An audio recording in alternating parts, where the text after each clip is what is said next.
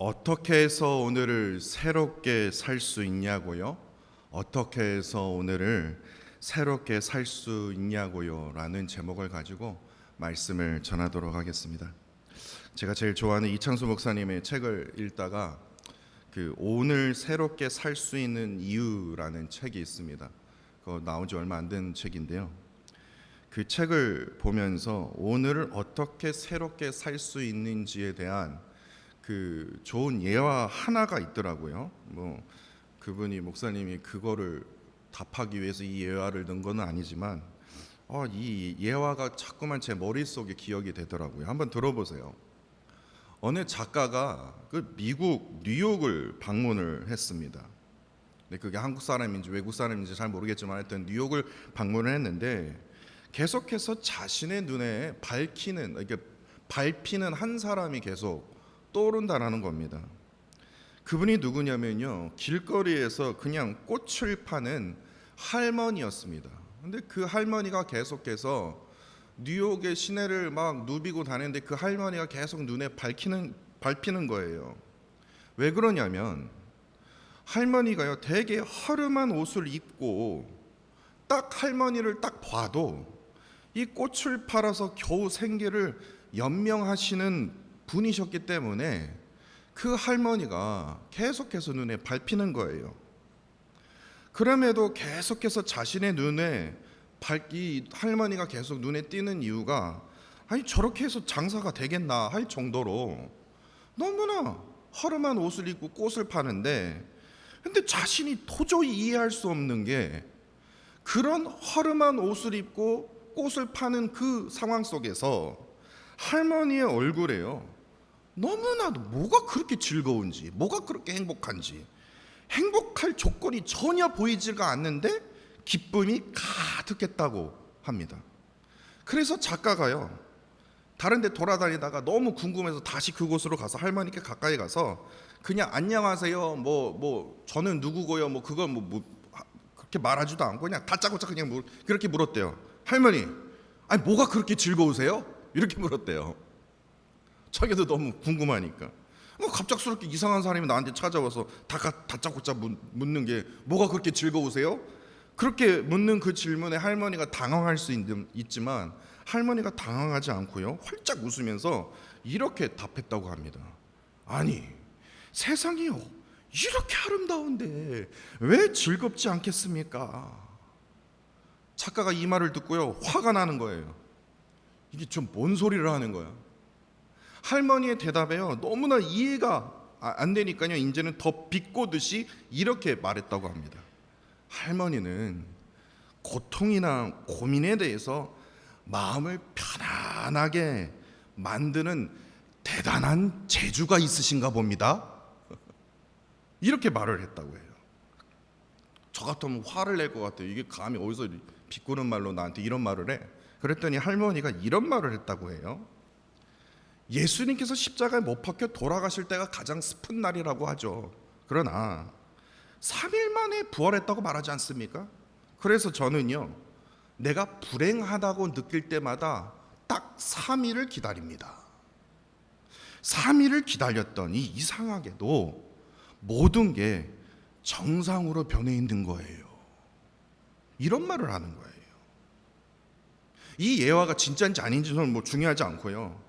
근데 이 예화가 계속해서 제 머리에 떠오르는 것이 무엇이냐면 불행한 일을 당했을 때, 고통받는 일을 당했을 때 3일만 기다리면 되는구나, 이게 아니라 이 3일이 이게 매직 넘버가 아니라 십자가의 죽으심과 그 부활하심에 대한 이 실제적인 삶의 적용을 이 할머니의 말을 통해서 우리가 깨닫게 된다라는 거예요. 딱 3일만 참으면 모든 것이 다 해결된다라는 것이 아니라 예수 그리스도의 죽으심과 부활하심이 할머니의 그 일상에 작용되어 있다라는 거예요. 작용되고 있었다라는 거예요. 딱 보아도 기뻐할 이유조차도, 행복할 이유조차도 전혀 보이지 않는 상황 속에서도 불구하고도 그분의 얼굴에 항상 기쁨이 넘쳐날 수 있었던 이유는 뭐예요? 십자가의 죽으심의 그 십자가의 은혜와 부활하심의 그 감격이 그 할머니의 마음속에 가득 넘쳐났기 때문에 가능할 수 있는 겁니다. 우리의 신앙생활에도 마찬가지라는 겁니다. 예수 그리스도의 죽으심이요, 그 부활하심이 우리 일상에서 작용만 된다면요, 세상으로부터 우리가 아무리 큰 아픔과 상처지고 어떠한 고통이 온다 할지라도요, 십자가의 그 은혜와 부활의 감격을 품고 사는 자는요, 놀라운 기적의 능력을 나타내며 우리가 세상을 살아갈 수 있다라는 거예요. 수많은 간증들을 한번 보세요. 십자가의 은혜를 증거하지 않습니까? 부활의 그 감격을 증거하지 않습니까? 딱 보아도 교통사고 당해갖고 얼굴이 다 뭉그러져 있는 그런 인생인데, 딱 보아도 야, 어떻게 저렇게 살 수 있겠냐? 남편이 지금 바람 펴갖고 지금 돌아다니고 있는데 어떻게 저렇게 얼굴이 저렇게 행복할 수 있냐? 아니, 딱 보아도 지금 사업장 다 망해가 있는데 어떻게 저렇게 행복할 수가 있냐? 그럼에도 그분의 공통점이 무엇인지 아십니까?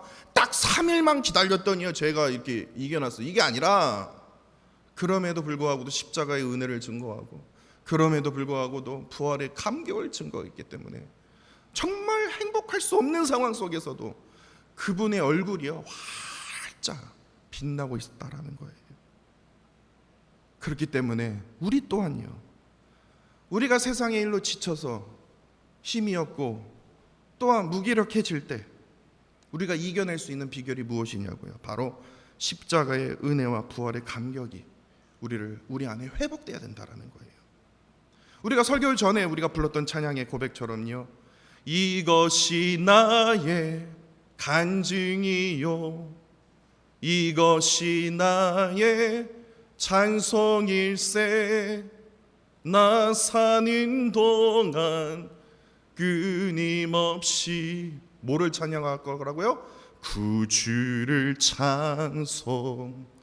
찬송하리로다. 구주를 어떻게 찬양할 거라고요? 주께서 지셨던 십자가의 은혜, 주께서 우리에게 보여주셨던 부활의 감격, 이거예요. 이것만 있는 자만이요, 이것이 우리의 삶 속에 작용되는 자만이 이 찬양을 진실로 전심으로 고백할 수 있는 거예요.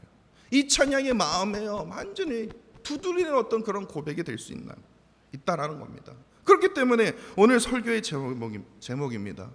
어떻게 해서 오늘을 새롭게 살 수 있냐고요? 뭡니까? 제일 먼저 무엇입니까? 내 안에 십자가의 은혜와 부활의 감격을 어떻게 해야 돼요? 회복해야 합니다. 우리 어린이 방 저기 가보시면요, 화장실 바로 옆에 어린이 방 들어가 보시면요, 빌립보서 4장 13절 말씀이 영어로 딱 가운데 붙여 있습니다. 여러분들도 좋아하는 말씀이세요. 내게 능력 주시는 자 안에서 내가 모든 것을 할 수 있느니라. 정말 귀하고도 정말 우리에게 위로와 회복을 주시는 말씀입니다. 그런데 우리가 이 말씀에 대해서 우리가 오해하는 것이 있다고 제가 말씀드리지 않았습니까?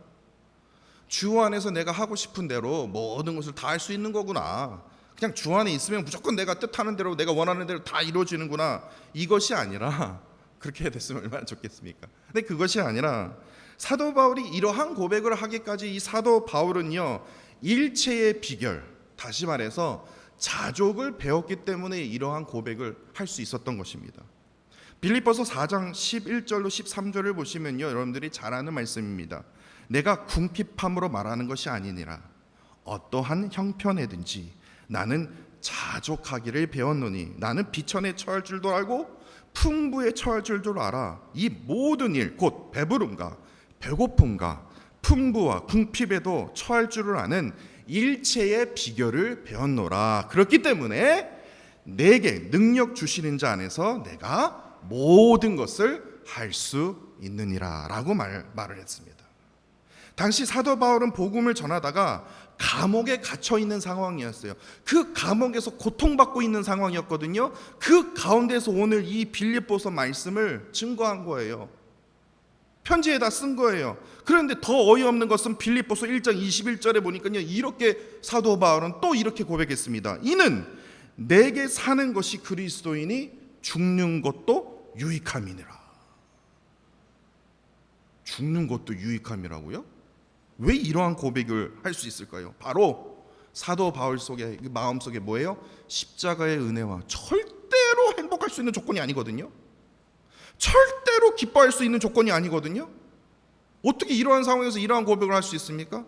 바로 자신 안에 뭐예요? 십자가의 은혜와 부활의 감격이 너무나도 감격했기 때문에, 너무나도 그냥 주체할 수 없는 어떤 그런 그 마음이 있었기 때문에 뭐예요? 죽는 것도 유익하는 거예요.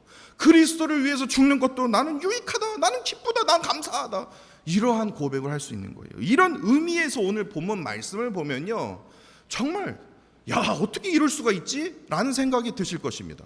오늘 본문 그냥 막 빨리 지나가기 때문에 우리가 그냥 쉽게 넘어갈 수 있는데요, 오늘 본문을 제가 좀 자세하게 제가 한번 풀이를 해드릴게요.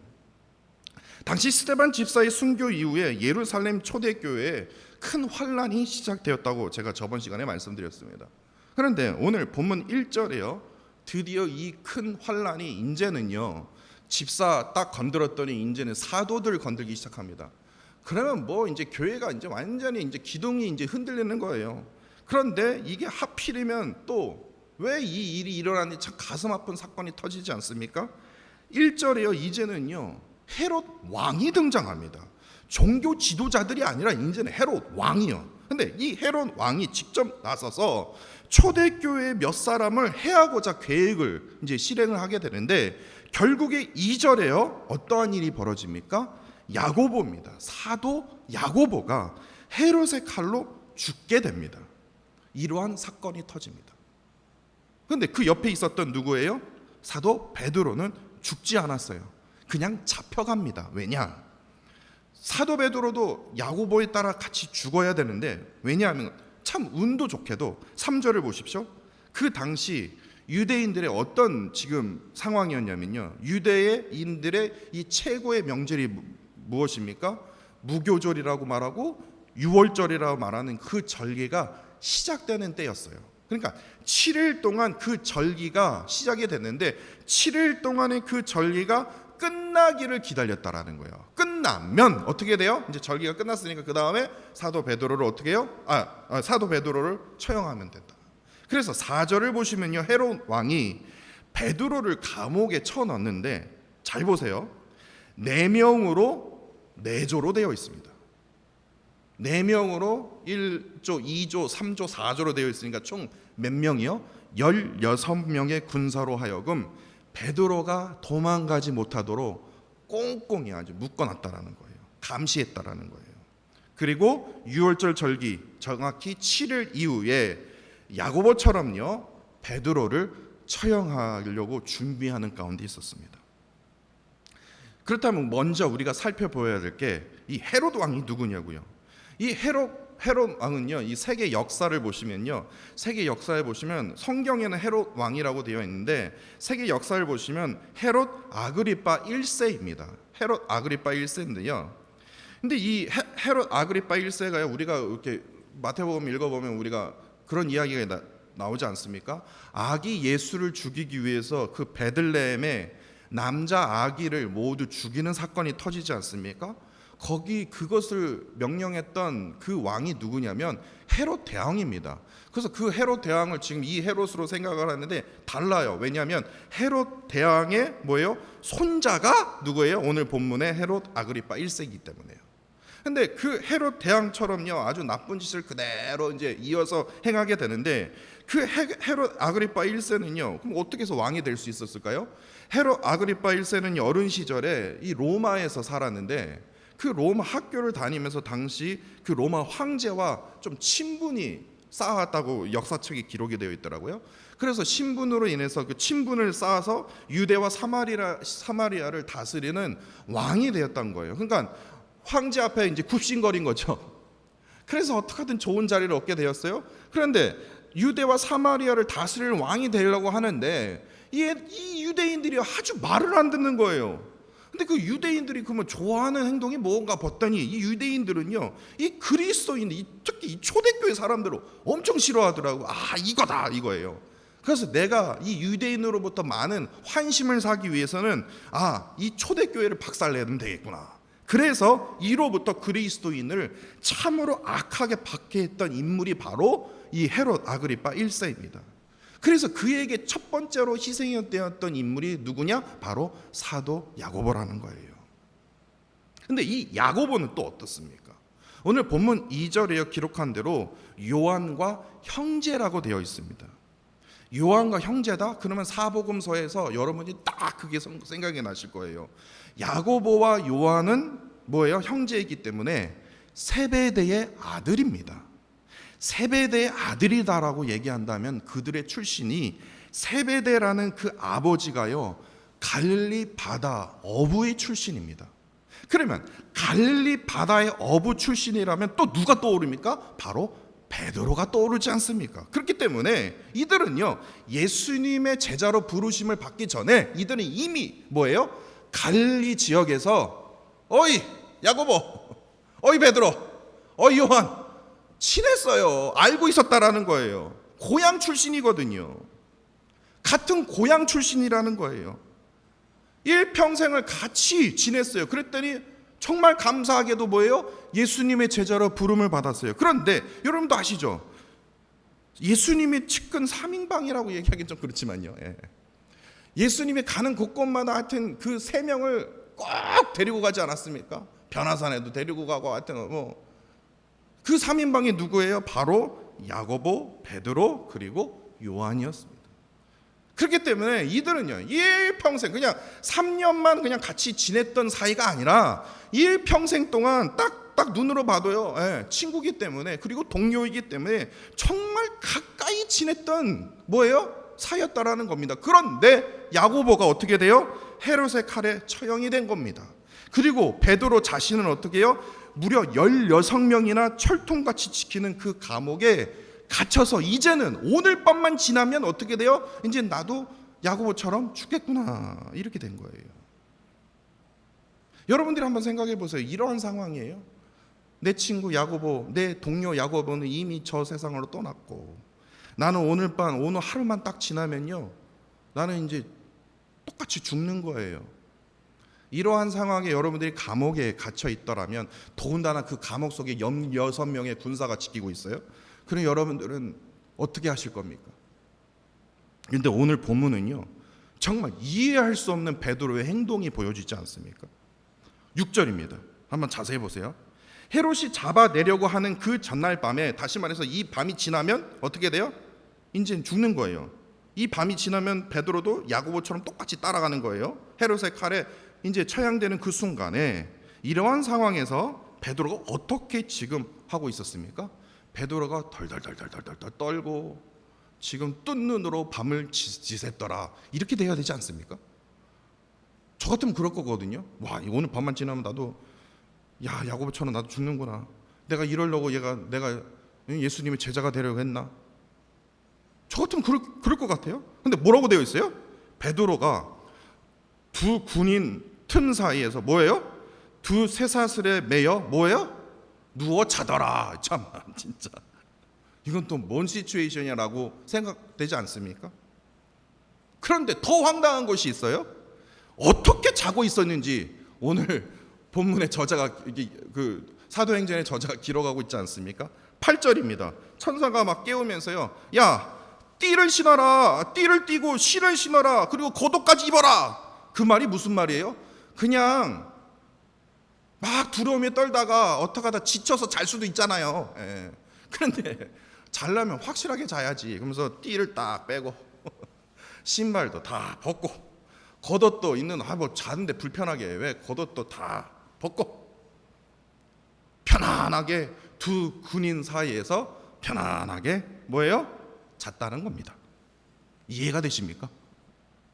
어떻게 그럴 수 있냐고요. 그런데 이보다 더 어이없는, 황당하고도 이해할 수 없는 베드로의 행동이 바로 7절입니다. 7절에 어떤 일이 있었냐면요, 호련히 주의 사자가 나타나서 옥중에 광채가 빛나요. 광채가 이제 확 빛나는 거예요. 이제 천사가 주의 사자가 나타났으니까요. 그런데 어떻게 베드로를 깹니까? 베드로를요.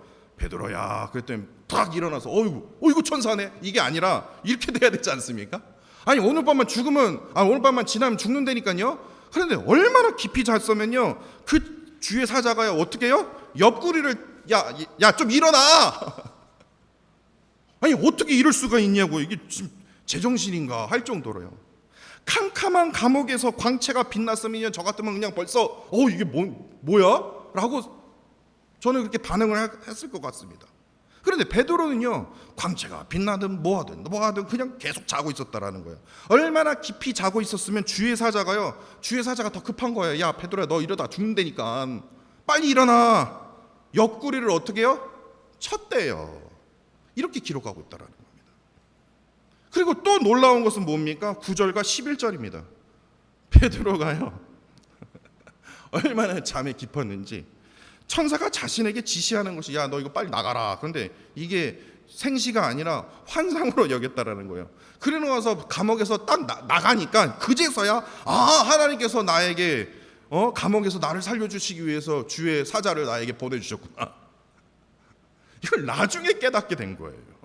그러니까 자기는 뭐예요? 지금 꿈속에서 헤매는 것처럼 왜 편안하게 자는데 왜 깨워? 지금 그런 거예요. 이게 무슨 상황입니까? 여러분들 이게 이해가 가십니까? 이거 거짓말 아니야? 베드로는요 야고보처럼 헤롯 칼에 죽어도 전혀 상관은 없는 인물처럼 상황처럼 보이지 않습니까? 아마 죽든지 말든지 나랑 뭔 상관이야. 그럼 죽으면 죽지 뭐. 죽는 것도 유익한데 뭐. 너도 편안하게 겉옷까지 벗어가며 신발까지 벗어가면서 편안하게 자고 있었다라는 거예요. 그래도 하나님께서 나를 살려주시지 않겠어? 내가 신을 신고 겉옷을 입고 내가 달려 도망가. 그러면 도망갈 준비를 하고 있어야지. 저 같으면 그럴 것 같아요. 그렇지 않습니까? 더군다나 일평생을 가까이 지냈던 친구이자 동료 야고보가 죽었습니다. 너무나 허무하게도요. 이러려고 사도가 되었나? 라는 생각을 했을 거예요. 더군다나 헤롯의 칼에 처참하게 처형이 되었으며 그러면 베드로가요 진짜 인간이라면요 분명히 뭐예요? 큰 절망과 슬픔에 빠져 있을 겁니다. 뿐만 아니라 한 명도 아니고 두 명도 아니고 16명이 지금 철통같이 지키는 그 감옥 속에 오늘 밤만 지나면 나도 똑같이 야고보처럼 죽는구나. 어떻게 이러한 상황에서 편안히 잘 수 있겠냐고요. 그럼에도 베드로는요 놀랍게도 겉옷을 벗고 띠를 벗고 신발을 벗은 채 옆구리를 쳐서 야 제발 좀 일어나라 할 정도로 깊은 잠에 지금 자고 있었다라는 거예요. 그렇기 때문에 오늘 본문의 이 사도행전의 이 저자는 진짜 상식적으로 도저히 이해할 수 없는 그 베드로의 행동을 통해서 왜 이렇게 기록을 했을까요? 이게 거짓말이 아닌 이상 어떻게 이런 일들이 일어날 수 있을까요? 왜냐? 여기서 중요한 메시지를 지금 우리에게 지금 증거하고 있다라는 겁니다. 앞서 말씀드린 사도 바울처럼요. 앞서 말씀드린 그 하루하루 지금 연명해가는 꽃 팔면서 연명해가는 그 할머니처럼요. 십자가의 은혜와 부활의 감격이 너무나 강했기 때문에 전혀 행복할 수도 없고 편안할 수도 없고 기뻐할 수 없는 그 상황 속에서 어떻게 저러한 행동을 할 수 있냐고요. 그런데 한다라는 거예요. 왜냐? 내 안에 사시는 분이 누구예요? 오직 예수 그리스도이기에 죽는 것도 유익하다라는 거예요. 배고픔도 유익하다라는 거예요. 왜냐? 나는 자족, 일체의 비결을 배웠기 때문에 상관이 없다라는 거예요. 이러한 베드로의 모습을 발견하고서요 나 자신이 얼마나 어이가 없고 얼마나 뭡니까 부끄러운지요.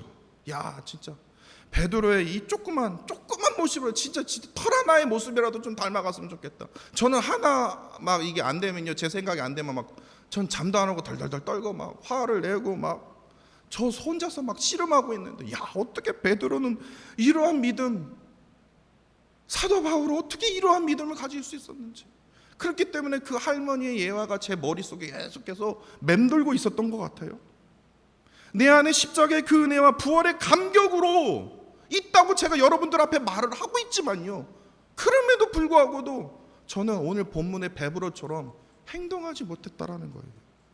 계속해서 세상으로부터 찾아오는 그 아픔과 상처로 인해서 무기력함을 계속해서 느끼고 있다라는 거예요. 그런데 오늘 본문 5절입니다. 오늘 본문 5절을 보시면요, 참으로 안타까운 어떤 그런 것을 발견하게 됐는데요. 이에 베드로는 옥에 갇혔습니다. 그러자 초대교회 성도들은 어떻게 하겠습니까? 편안하게 잘 수 있겠습니까? 베드로는 편안하게 잘 수 있어도 초대교회 성도들은요, 아주 그냥 환장할 거예요. 이제는 완전히 이게 교회가 이제 무너지는구나. 그래서 교회는요, 그를 위해서 어떻게 해요? 하나님께 그냥 대충 기도하더라 이렇게 되어 있습니까? 아니요, 간절히 하나님께 기도하더라. 분명 5절 말씀만 봐도 우리가 은혜가 느껴지지 않습니까? 그러나 여기에 숨겨진 아주 안타까운 현실을 우리가 발견할 수 있습니다. 다시 말해서 이 9절 안에서요, 숨겨진 게 있어요. 그것이 바로 12절부터 시작이 됩니다. 베드로가요, 결국에 천사의 도움으로, 주의 사자의 도움으로 군사 16명이나 지키는 그 감옥을요 탈출합니다.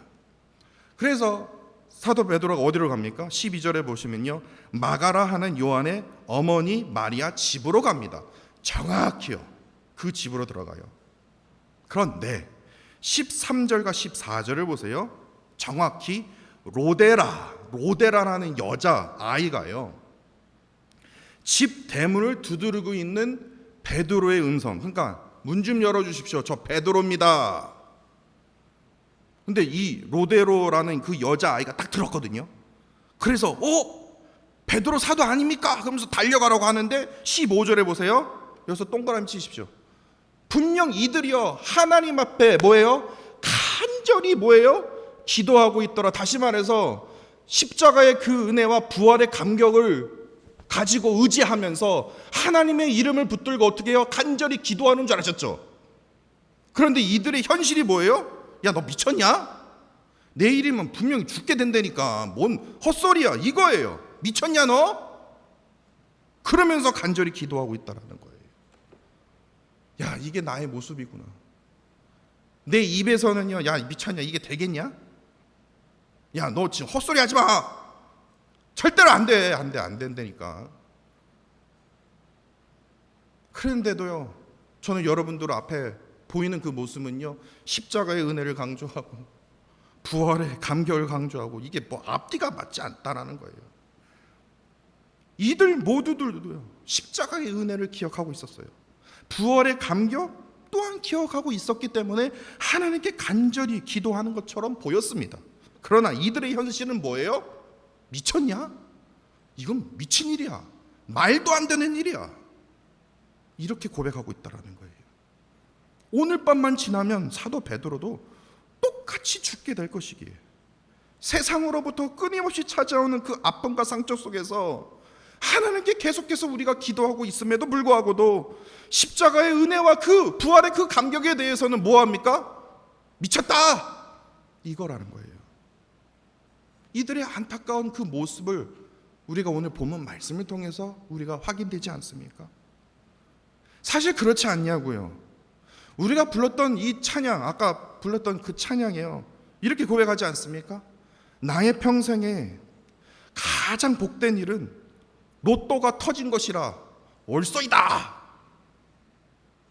그거 아닙니까? 그런데요, 복된 일은 내가 예수님을 만난 것이다 라고 말하면요, 세상은 단번에 미쳤다 라고 얘기한다라는 거예요. 그렇지 않습니까? 내 평생에 가장 잘한 일은요, 내가 쉬지 않고 일해갖고요, 밀리언어가 된 겁니다.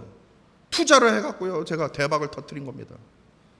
그러면 잘했다라고 얘기를 해야 되는데, 내가 평생에 가장 잘한 일은 어떠한 상황이 터져도요, 저는 주를 예배하기 위해서 예배 자리에 나온 겁니다. 예수님을 주로 섬긴 것입니다. 그러면요, 세상은 단번에 미쳤다라고 얘기한다라는 거예요. 너 미쳤냐? 지금 일하러 가야지. 뭐 하고 있어 지금? 돈 벌러 가야지. 지금 우리가 살고 있는 현실이 아닙니까? 이러한 현실 아니냐고요. 결국에 헤롯의 칼 앞에 무릎 꿇어야 할 존재라는 거예요. 세상의 권력 앞에 우리는 반드시 무너질 존재라는 거예요. 그렇기 때문에 주를 섬기는 것에 후회가 없다고 뭔 소리야? 세상보다 주를 섬기는 것에 더 후회가 많은 거야. 이렇게 말하고 있지 않습니까? 이렇게 말하고 있지 않냐고요. 기도를 하면서도요, 뭐 합니까? 십자가의 은혜와 부활의 감격은요, 오래전에 있었던 일이고, 지금은 계속해서 내 귓가에 뭐예요? 미쳤다, 미쳤다, 미쳤다, 미쳤다. 이게 제 귀 속에 끊어지를 않는 거예요. 이러한 무기력과 좌절 속에 처참하게 무너지면서 나는 왜 이 모양인가? 그러면서 또 남과 비교하지 않습니까? 나는 남보다 왜 이거밖에 안 되는가? 왜 우리 자식은 이거밖에 안 되는가? 왜 우리 남편이 이거밖에 안 되는가? 왜 나는 내 삶은 왜 이거밖에 안 되는가? 좌절하고 무기력 가운데 있는 거 아닙니까?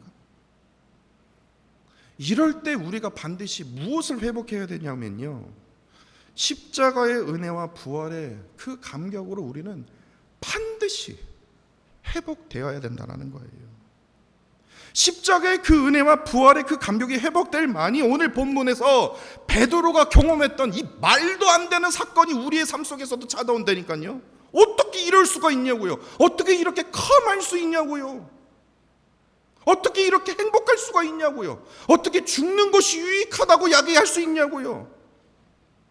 그런데 이 사람들은요, 십자가의 은혜와 그 부활의 감격으로 결국에 그 기적의 경험을 통해서 이것이 나의 간증이요, 이것이 나의 찬송일세, 나 사는 동안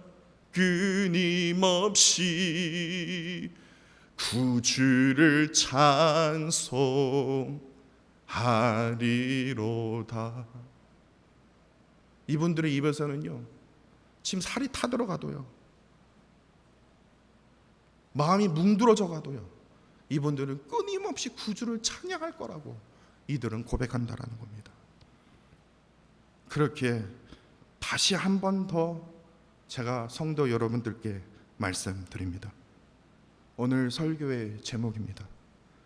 어떻게 해서 오늘만이라도, 미래가 아니라 오늘만이라도 새롭게 살 수 있냐고요? 제일 먼저 내 안에 뭐를 회복해야 되냐고요? 십자가의 은혜, 부활의 감격을 회복해야 합니다. 이걸 먼저 회복해야 돼요. 기도의 자리로 나오십시오. 말씀의 자리로 나오십시오.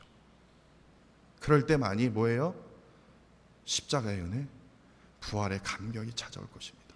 어떠한 상황이 나에게 닥쳐온다 할지라도 나는 잠잠히 그 구주 하나님을요, 평생토록 찬양하게 되는 그런 기적의 역사를 여러분의 삶을 통해서 하나님께서 펼쳐 보여주실 것입니다.